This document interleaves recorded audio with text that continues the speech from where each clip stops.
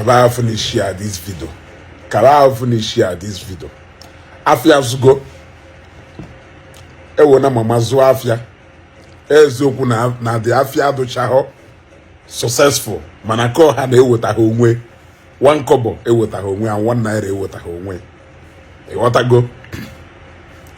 So say for problem on enwe onwere with Mr. Ibu Emeka na ndị otu na ha ekweho ka o wolu ha zo afia. O approach Emeka ni. O mego video maka Emeka ni. Tizi ụdị fundraising na Emeka ni wepụta na Facebook. We post for ife niile. We do very angered na ebe Emeka ni no. E ghọta go. Efukọtịrị 1 naira n'oge nke Mr. Ibu. Ọ ka atizida na ego. Mana ọ ya ati oles no nyanwe the fundraising. Wulukwa na akaụntụ mama ti no ifo pro ndị Igbo na-eme okwu inwe amama. Ọjụ ekperima we ekperima. Ọjụ because no ma o mepe charity foundation o ji egwu ndị mmadụ shandu nketa wee wolu ndị tie account number mama even Timothy Ofegbu kwuru si tie account number mama no ya kwụ ụgwọ. I was going through the comment sections. Tie account mama na faga akwụ ụgwọ ọ chọghị mma. Now okwuru na ndị Igbo na-eme obi oti account onye a na-erezi ego and erezi ego ọ ya akwụkwa ndị mmadụ na ego one total erezite. Up till now omega account ego na erezite. The answer is no. If ọzọ mere owo epụta kwuo na onwe one woman nọ na UK sịrịsị gbakọ treatment mama niile na ọ ya akwụ ụgwọ. Ịghọtago? So say for we for na sure. Look at this woman who's way subject your way to be used in this manner. Keko's way subject your way to be used in this manner. A local epidema where use a local format on an old woman not like this. Where will you not see them mother go? Amo with namu. Will account onya na erase ego ti raise onya ego. Erase 35 naira. Haji denyeze guideline on how they can go about the treatment. Iwu abụrụ na ngụ ya ejesi na NGO akpa jene wepụta ego ọ ife na-eso okwu mana ọ chọghị ịma because na ekwensu ewolu na cotton wool fechisia that guy ntị. Ekwensu ewu na cotton wool fechisia that guy ntị. Ọ na-trade on the gullibility of few people. I thank God that he was not able to raise much money. That one who a show of thank God na at every given time ndị mmadụ na-egosie no blame anything. No blame anything.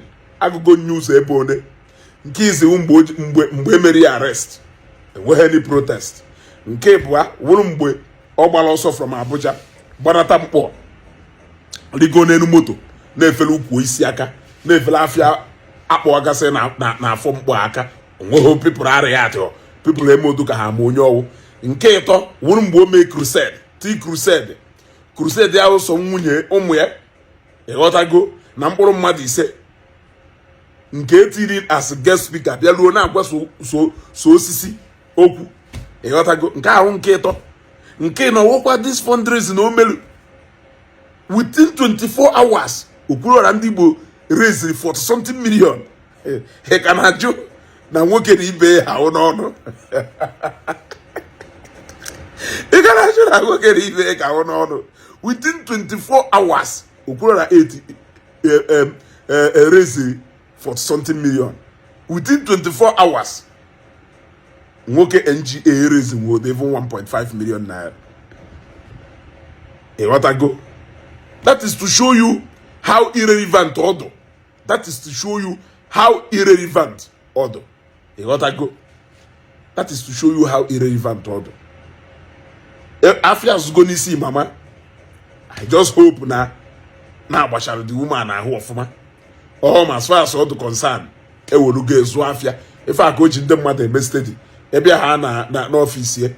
O deputy sticker half onye dee na stika o jepụta stika nye gwa ogwu kwuo na pastọ nyere stika o bute olive oil nye si ogwu kwuo na pastọ nyere dị olive oil ka i wee attract ya sympathy through nde o ji ụbụrụ ha were azụ okwe na ọkwụ ụbụrụ m ebere nna emere ndebe anyị ebe onye si na bute local format were eribe ndebe anyị and eri ego ikwetara erigo ndị niile na-asị ride on afro m 2000 7,000 even o nwere onye nke kwuru nye 7,000 kwuo hey na ndị omenala bụ ụzọ eziokwu enweghị mmadụ ọtata ka ịma 5,000 20,000 o nwere onye nke otu were afa tuwe afa tụchasịcha afa onye ahụta 20,000 okwuru na-aza ahụ dịka ọla na fundraising ọ $500 $1,000 or 500,000 or 200,000 okwuru aza ahụ dịka ọla ụdịka ọla ahụ ọzara otulu afa na New Delhi odogwu eze ndị Igbo na New Delhi